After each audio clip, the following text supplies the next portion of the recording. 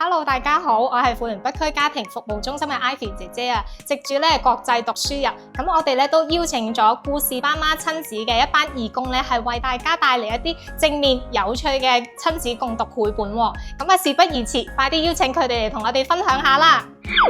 大家好，我哋係故事爸媽親子義工，我哋係蔡浩穎嘅家庭。今日我哋介紹個咩書嘅名叫咩呢？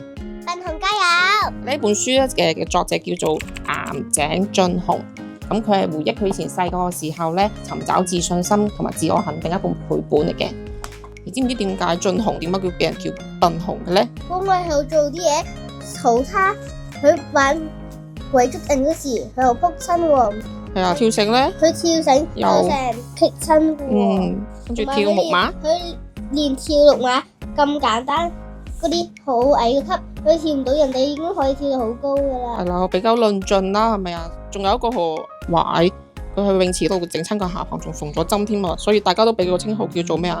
笨熊。係，但係笨熊爸爸媽媽都好擔心佢嘅狀況喎，佢自己都覺得自己係咪我真係咁蠢啊？佢有一日夜晚呢，佢睇到火箭升空嘅畫面，佢就幻想自己可以升上外太空。外太空嘅月球上邊呢，因為佢嘅重力係地球嘅1/6呢，佢做啲咩都好順利啦。跳繩可以跳到好多圈，連倒立都可以做到添。佢跳木馬就可以跳到好高，或者跳到超高都可以啊。係啊，所以大家都唔覺得佢蠢啦。係啦，仲有呢，媽媽都俾咗一本書俾佢咯，係一個叫做自己動手做。咁其實俊雄嘅爸爸都好中意做手工嘅，咁佢就同佢個小朋友一齊做啲咩呢？就係同俊雄一齊做風箏，係火箭造型㗎，係咪？造型嘅。咁最後佢哋點啊？拎住個風箏去參加比賽，結果佢就攞咗獎。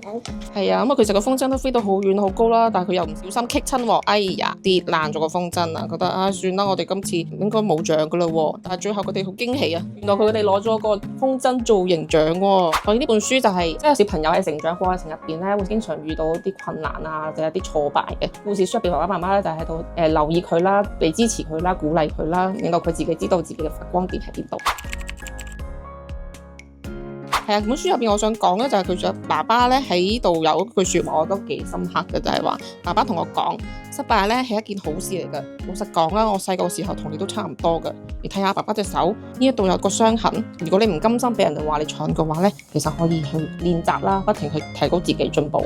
多謝晒浩穎嘅家庭，咁笨熊加油鼓勵咗小朋友遇到困難唔可以氣餒啦。咁同時亦都提醒家長喺小朋友成長路上總會有跌跌碰碰，會失敗，亦都會犯錯嘅時候，係在所難免嘅。咁家長係點樣去接納啦，同埋同行呢一樣嘢，亦都係相當重要嘅。好，咁我哋今集嘅分享嚟到呢度啊，咁下個星期我哋會繼續邀請到我哋故事爸媽親子義工同我哋分享更多有趣嘅親子故事。